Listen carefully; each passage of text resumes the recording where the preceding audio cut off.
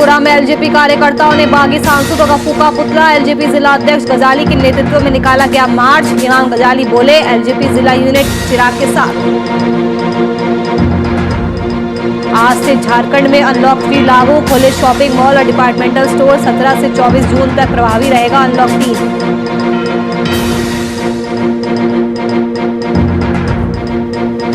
Corona काल में पार्षद की नई पहल। ग्रामीणों में किया राशन का वितरण। कोरोना गाइडलाइंस का किया गया पालन।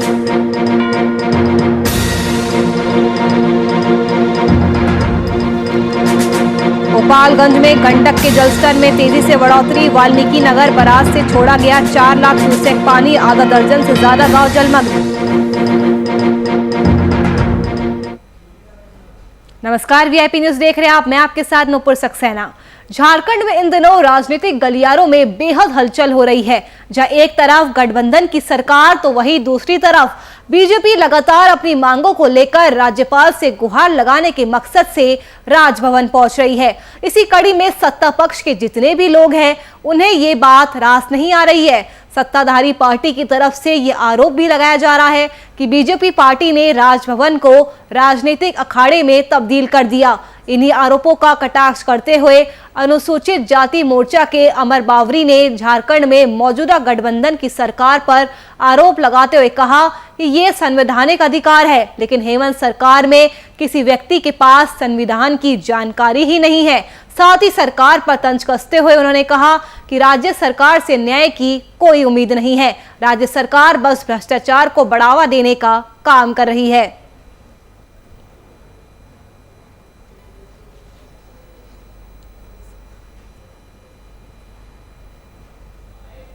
परंपराओं का ज्ञान होना चाहिए, ध्यान होना चाहिए। आप जब ये कहते हैं कि भाई आप राजभवन को सामाजिक या राजनीतिक अखाड़ा बना रहे, तो ये नौबत क्यों आ रही है, आपको भी समझना चाहिए। जब ऐसे ऐसे उदाहरण आपके पास है और आपकी तरफ से कार्रवाइयां जो है सिफर है, आपने कोई कार्रवाई नहीं की, आपने कोई उसमें एक्शन नहीं लिया है। आप सीधे तौर पे शासन को अपने मनमानापन के लिए, भ्रष्टाचार के लिए, लोगों को दबाने के लिए, अपने धन उपार्जन के लिए, अपनी संपत्ति की वृद्धि के लिए, समृद्धि के लिए आप उपयोग कर रहे हैं।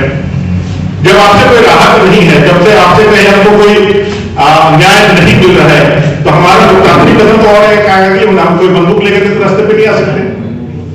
हम तो मेन स्ट्रीम के लोग हैं, हम तो लोकतांत्रिक पद्धति पे विचार भरोसा रखने वाले लोग हैं, हम परंपराओं का इसे भरोसा रखने वाले लोग हैं।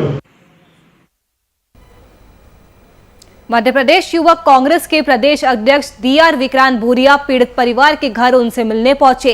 उस दौरान उन्होंने राजस्थान के मुख्यमंत्री से आरोपियों को सख्त से सख्त सजा देने की मांग की है।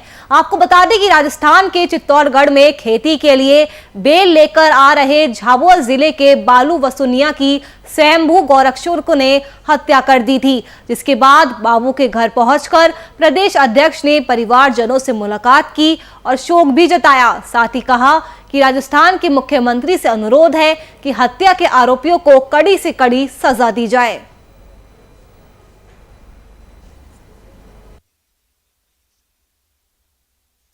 ये अपने आप में बहुत ही दुखद घटना है कि जिस तरह से हमारे रायपुरिया के आदिवासी युवक के साथ, बाबू वसुनिया के साथ चित्तौड़गढ़ में जब वो बैलों का जोड़ा लेने गया था, कुछ अज्ञात लोगों ने तथाकथित अपने आप को गौरक्षक बता रहे थे, उन्होंने मारपीट करी और इस दौरान उसकी मौत हो गई।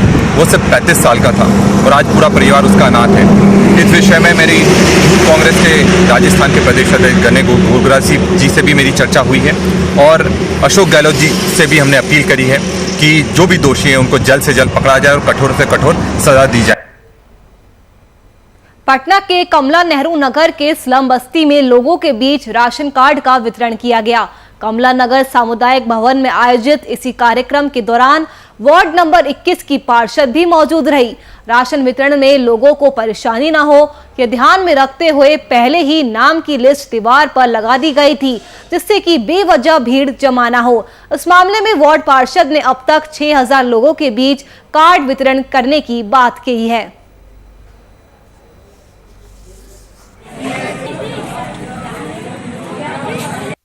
वार्ड पार्षद में जो भी सहायता हो सकता है उनके पास अगर आदमी जाता है तो वो सहायता करती ही है, ऐसा नहीं है कि नहीं करती हैं। फोन उनसे भी आदमी बात करता है, हम खुद फोन करते हैं तो जवाब देते हैं। जो भी होता है जानकारी उनसे हम ले लेते हैं। नहीं, जिनका नहीं बना है उनको भी मदद की है, लेकिन जिनका नहीं बना है वो बोल रही हैं कि मतलब उसका भी फॉर्म भरेगा, उसका भी आएगा, ऐसा नहीं है कि नहीं आएगा। 3 दिन पहले शनिवार को मेरे यहाँ 254 कार्ड बन के आया और ज़्यादातर कमला नेहरू नगर के ही कार्डधारियों का कार्ड है। इसलिए मैं डोर टू डोर आके चूँकि बारिश पड़ रही थी तो मैंने सामुदायिक भवन में जगह दे दिया और शांतिपूर्वक सोशल डिस्टेंस को मेंटेन करके, हालांकि सोशल डिस्टेंस लोग मेंटेन नहीं कर पा रहे हैं, लेकिन फिर भी मैं ध्यान रख रही हूँ कि सोशल डिस्टेंस मेंटेन करते हुए अपने कार्ड को ले जाएं। और जितने कार्ड हमारे पास उपलब्ध हुए हैं यानी कि 254, उनका सारा लिस्टिंग मैंने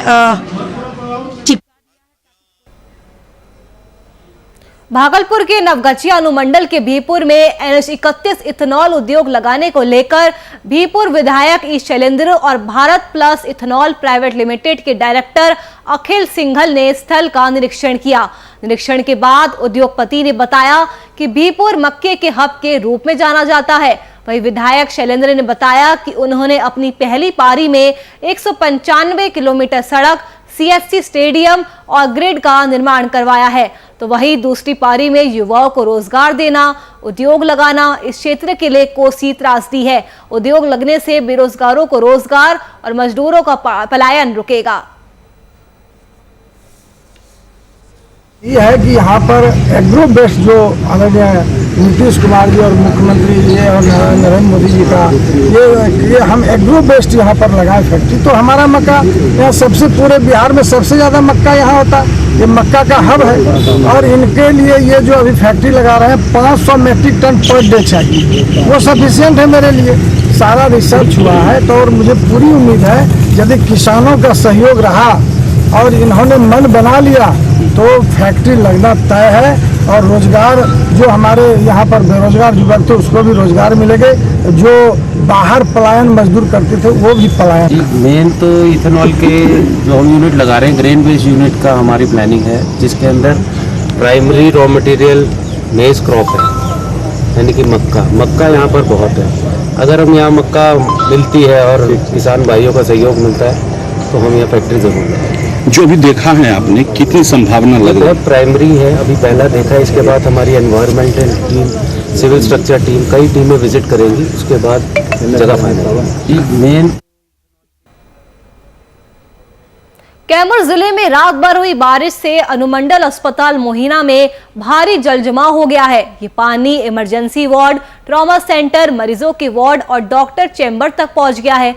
अस्पताल के उपाधीक्षक और इलाज कराने वाले मरीज अपने परिजनों के साथ पानी में ही चलकर अस्पताल तक पहुंचे और वार्ड में पानी के बीच खड़े होकर मरीजों का इलाज किया जा रहा है। तो वहीं मोहिना की सड़कों पर भी भारी जलजमाव देखा जा सकता है।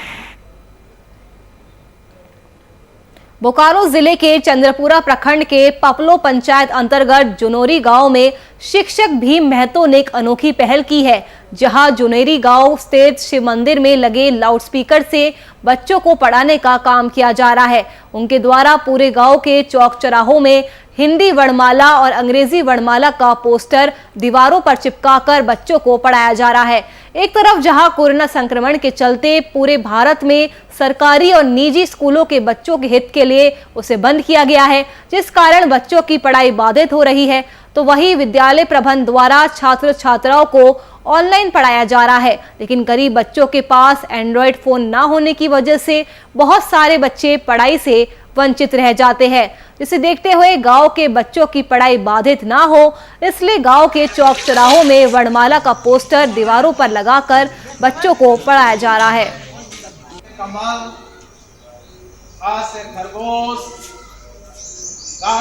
तो बहुत अच्छा अनुभव है कि एक सरकारी शिक्षक के द्वारा ऐसा पहल बहुत ही अनोखा पहल लग रहा है और हम लोग ग्रामीण उनको बहुत भारी मात्रा में सहयोग भी कर रहे हैं, जिससे बैनर पोस्टर भी लगाए, उसमें भी हम लोग सहयोग किए बच्चे को इकट्ठा कर रहे हैं, उस पर भी हम लोग सहयोग कर रहे हैं। इनका कार्य काफ़ी सराहनीय रहा है।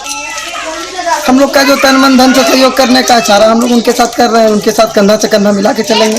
लाउड स्पीकर से बच्चे लोगों को देखें कि जो मोबाइल बच्चे लोगों के पास नहीं है और 1 2 3 का बच्चा सबसे ज़्यादा जनवरी स्कूल से जाता है और यहाँ के बच्चे लोगों के पास है नहीं, तो हम सबसे पहले क्या किए कि पूरे गांव को एगो पोस्टर्स लगा दिए, कहीं ए से एप्पल वाला, कखा कघा, फल, वेजिटेबल्स पूरे गांव में लगा दिए। ये एगो स्कूल रहे और बच्चे लोग जो है सो खेलते कूदते पढ़ेगा।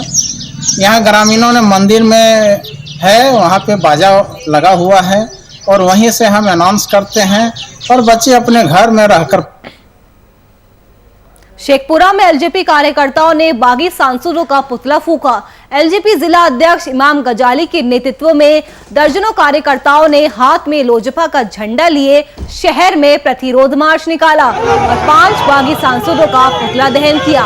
इस दौरान एलजेपी कार्यकर्ताओं ने बागी सांसदों के खिलाफ जमकर नारेबाजी भी की। तो वहीं जिला अध्यक्ष इमाम गजाली ने कहा कि लोजपा जिला इकाई एलजेपी के राष्ट्रीय अध्यक्ष चिराग के साथ है। ये लोजपा के गद्दारों को ये पहली सीट है और पूरी जनता शेखपुरा जिला की चिराग के साथ है। ऐसे गद्दारों को चिराग पासवान जवाब देगा, वो शेर का बेटा है और शेर जंगल चीर के निकला है। ऐसे गिद्धों को चुन चुन के उससे बदला लेगा। जिस तरह से उनको तंग किया गया है, जिस तरह से उनको प्रार्थना की गई है, चिराग उसको छोड़ने वाला नहीं है और जिस तरह से उनके पीठ पे छुरा मारने का काम किया गया है, ये चाचा 420 है, चंदन सिंह 420 है। दुमका के कोलाजोड़ा गांव में पेयजल की घोर समस्या है। इस गांव में 2 टोला है जो आदिवासी बहुल गांव है, लेकिन यहाँ के ग्रामीण जंगल के बीच स्थित गंदे दोभा का पानी पीने को मजबूर है, जिसके कारण कई बार ग्रामीण बीमार भी पड़ चुके हैं।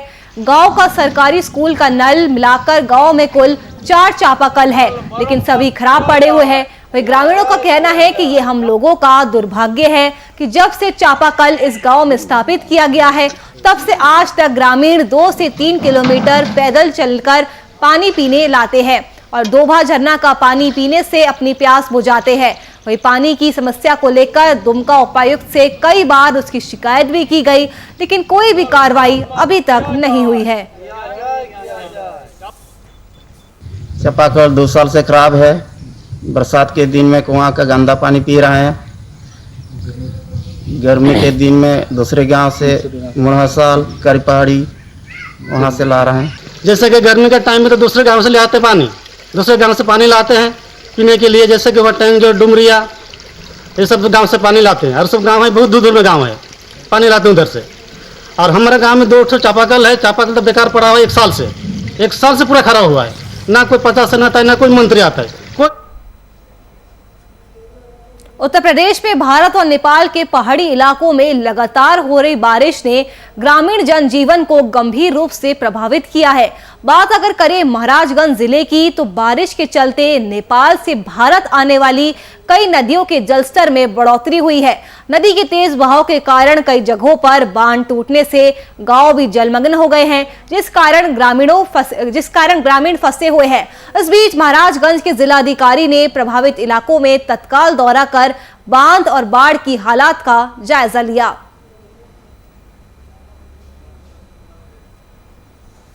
जैसा कि हम लोग देख रहे हैं कि पिछले 3-4 दिन से नेपाल के क्षेत्रों में और हमारे यहाँ काफ़ी बारिश हो रही है, जिसकी वजह से जो नेपाल से हमारे यहाँ नदियाँ आती हैं उसमें जलस्तर काफ़ी बढ़ा है। महाव नाले में 4 जगह टूट देखी गई है तटबंध की इसकी, जिसकी वजह से कुछ क्षेत्रों में, कृषि वाले क्षेत्रों में अभी फिलहाल पानी भरा है, जैसा कि आप लोग देख रहे होंगे। और विष्णुपुरा में 1 जगह, खैरहवा दुबे में 2 जगह और अमहवा में 1 जगह, 4 जगह इस टूटा है। तो सभी अधिकारियों को निर्देशित किया गया है कि इसकी मरम्मत जल्दी से जल्दी कराएंगे। वाल्मीकि नगर बराज से 4 लाख क्यूसेक पानी छोड़ दिया गया है, जिसके बाद गोपालगंज में गंडक नदी के जलस्तर में तेजी से बढ़ोतरी हो रही है। सदर प्रखंड के करीब आधा दर्जन से ज्यादा गांव जलमग्न हो गए हैं, जिसके कारण लोगों को गांव से बाहर आने की अपील की जा रही है। वही सदर एसडीएम के निर्देश पर सदर प्रखंड में 3 जगहों पर शरण स्थल बनाए गए हैं जहां पर लोगों को मवेशियों के साथ रहने की व्यवस्था मिली है। बता दें कि सदर सीईओ विजय कुमार सिंह खुद सदर प्रखंड के गांव में माइक के जरिए लोगों से ऊंचे स्थानों पर आने की अपील कर रहे हैं। पिछले साल करीब 3,80,000 क्यूसेक अधिक पानी छोड़ा गया था, तब भीषण तबाही हुई थी। इस बार भी ज्यादा बारिश होने और गंडक नदी में ज्यादा पानी छोड़े जाने की वजह से गोपालगंज में बाढ़ का खतरा मंडरा रहा है, जिससे गांव के लोगों की परेशानियां बढ़ गई है। ये मगुराहा है जो जगीटोला पंचायत में 9 नंबर वार्ड पड़ता है, लेकिन इसके अंदर में जगीटोला पंचायत का 1 नंबर वार्ड और 2 नंबर वार्ड और 3, 4 यानी 5 तक पूरा प्रभावित आता है। उसके बाद में एक हीरा पकड़ती पंचायत का एक टोला पड़ता है, ये भी उसी में आता है। तो लोग कहाँ जा रहे हैं प्लान करके? लोग घरों से अब इधर से जा रहे हैं, अब इधर अपना जहाँ उन लोग का व्यवस्था होगा वहाँ जाएंगे, नहीं तो बांध है, बांध पे अपना व्यवस्था करेंगे। अरे बहुत पानी वानी हो गई, घर में खाने के सुविधा नहीं है और रहे के सुविधा नहीं है, तो हम रहल कैसे जाई? तो कहाँ रहेंगे आप लोग? अब भागत वाली सब गोपालगंज। तो वहाँ कहाँ रहेंगे? वहाँ अब वहाँ बा वही जा कुछ धरती वर्ती लाल बा, तो आदमी घर और तो नहीं किया, लेकिन वही पर अपन माल लेकर रहल। बख्तियारपुर में लगातार हो रही बारिश और गंगा नदी के जलस्तर में लगातार वृद्धि को देखते हुए जिला प्रशासन ने ग्यासपुर गंगा घाट पर बने पीपा पुल को खुलवाने का फैसला लिया है, जिसके आलोक में अंचल अधिकारी रघुवीर प्रसाद की देखरेख में पीपा पुल को खोलकर हटाने की प्रक्रिया शुरू हो गई है।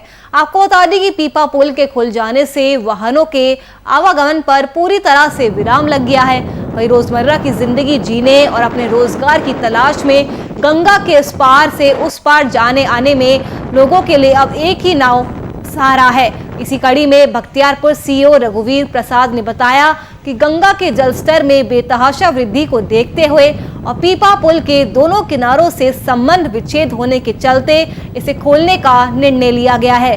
नाविकों को भी ये हिदायत दी गई है कि वो क्षमता से अधिक भार वहन ना करे। यदि नाविकों द्वारा आदेश का उल्लंघन होता है तो उन पर कार्रवाई की जाएगी, साथ ही उनकी नाव भी जब्त कर ली जाएगी। पानी अधिक होने के कारण दोनों साइड में पीपा के ज्वाइंट कटने के कारण खोल दिया गया है रात में, और नाविकों को हम समझा रहे हैं कि अपने कैपेसिटी से ज़्यादा पैसेंजर नहीं बैठाएंगे। सर कितने लोगों के एक नाव पर बैठेंगे? एक बड़ी नाव में 50 आदमी, 40 आदमी, 20 आदमी, छोटी नाव में 30 आदमी, इससे अधिक नहीं बैठाना है। इन लोग को डायरेक्शन दे दिए हैं, अगर ये लोग नहीं मानेंगे दिन पर कानूनी कार्रवाई की जाएगी। नाव को सीज कर दिया। दुनिया से कोरोना वायरस की पूर्ण समाप्ति के पुनीत उद्देश्य को लेकर एक बीजेपी नेता विनय कुशवाहा ने दंड यात्रा का श्री गणेश किया है। भंडारक मंडल अध्यक्ष बीजेपी नेता की बाढ़ के उमानाथ गंगा घाट से शुरू हुई दंड यात्रा बासुकीनाथ धाम में पूर्ण होगी। तकरीबन 4 महीने की कठिन दंड यात्रा विश्व को कोरोना मुक्त बनाने की पुनीत कवायद है। इसी क्रम में दंड यात्रा कर मोकामा पहुंचे विनय कुशवाहा ने बताया कि भगवान शिव ही दुनिया को कोरोना से मुक्ति दिला सकते हैं। बासुकीनाथ में शिव पूजा कर संसार को बचाने की गुहार लगाई जाएगी।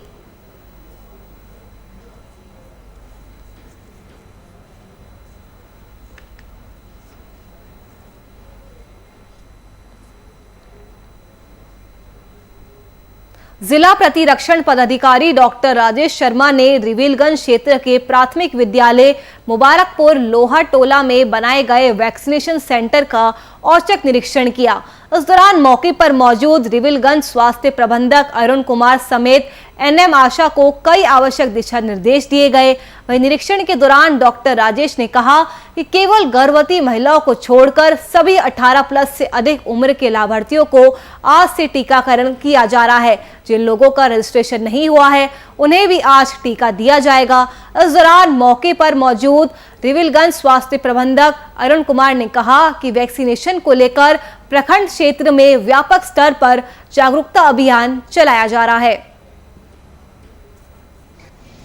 ये 18 साल से अधिक उम्र के जो भी टीका के लाभार्थी हैं, आज सबको टीका दिया जा रहा है। जैसा कि आप जानते हैं, भारत में 2 टीका है, एक है कोविशील्ड और दूसरा है कोवैक्सीन। तो आज के दिन कोविशील्ड 18 साल से अधिक उम्र वाले सारे लाभार्थी को दिया जा रहा है।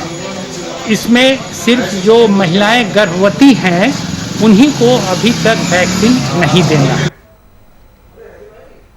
औरंगाबाद में एक अजब गजब विदाई समारोह देखने को मिला, जहां समादेशी पदाधिकारी कर्नल A.K. सिन्हा को उनके वाहन को रस्सी से खींचकर नई जगह के लिए विदा किया गया। आपको बता दें कि शहर के गायत्री मंदिर के पास 13 बिहार बटालियन NCC कार्यालय में समादेशी पदाधिकारी कर्नल A.K. सिन्हा की विदाई समारोह का आयोजन किया गया।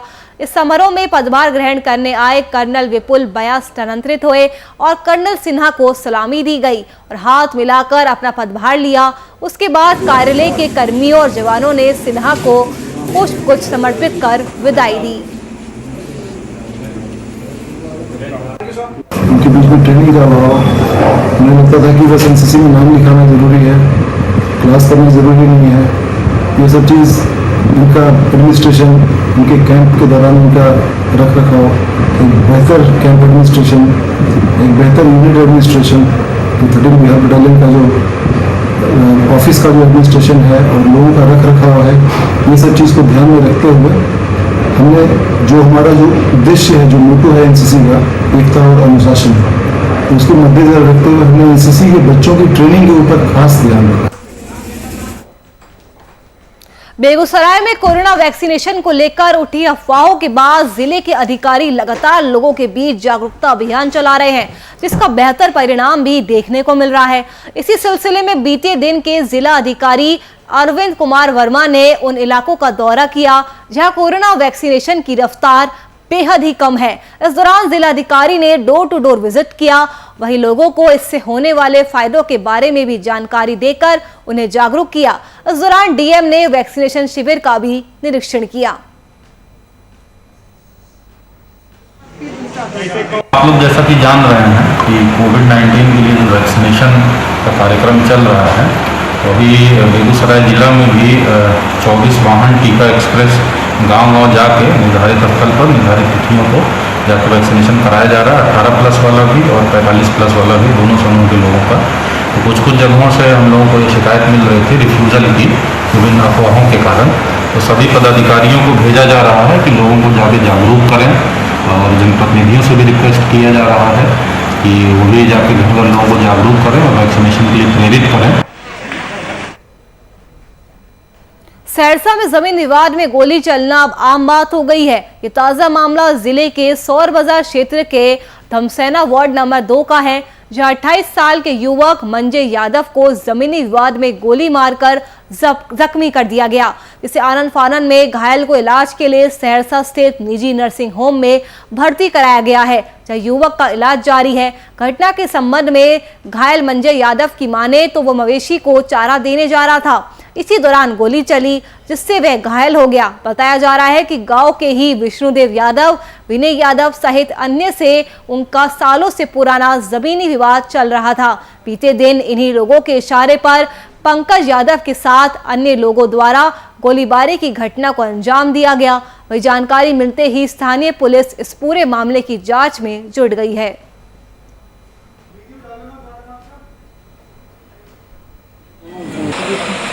बाजार में थे, भाई है हमारा, गांव में लड़ाई झगड़ ने पहले से विवाद है जमीन जथा का।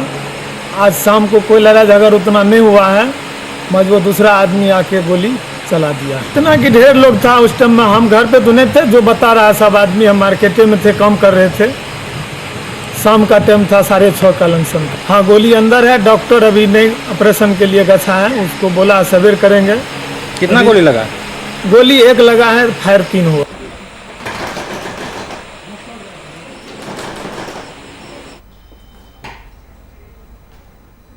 मेरठ के KMC अस्पताल में बीते दिन एक मरीज की मौत होने के बाद अस्पताल के खिलाफ प्रदर्शन जारी है। पीड़ित परिवार के लोगों से धरना देते हुए जिला प्रशासन से अस्पताल के खिलाफ कार्रवाई किए जाने की मांग हो रही है, लेकिन प्रशासन की ओर से किसी भी तरह का कोई कदम नहीं उठाया गया है।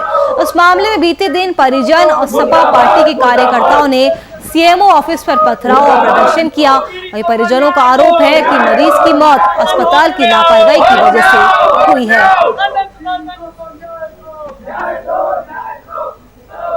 जो बागपतौड़ स्थित केएमसी अस्पताल है उसका पुराना विवादों का रिश्ता रहा है और कोरोना काल में भी लगभग 250-300 लोगों को वहां ऑक्सीजन ना दे करके उन्हें मार दिया गया है। हॉस्पिटल के कर्मचारी ने ही एक वीडियो वायरल किया जिसको संज्ञान लेकर पीड़ित इकट्ठा हुए और यहाँ भी काफी पीड़ित हैं जिनके परिजनों को ऑक्सीजन ना देकर मार दिया गया। आज उसी कड़ी में लगभग 20 दिन बीत चुके हैं और अभी तक कोई कार्रवाई नहीं हुई है। मृतकों के परिजनों को जांच के नाम पर गुमराह किया जा रहा है। हम ये भी पूछने आए हैं कि उस प्रकरण में अस्पताल के खिलाफ क्या कार्रवाई हुई, आखिर क्यों नतमस्तक हैं अधिकारी।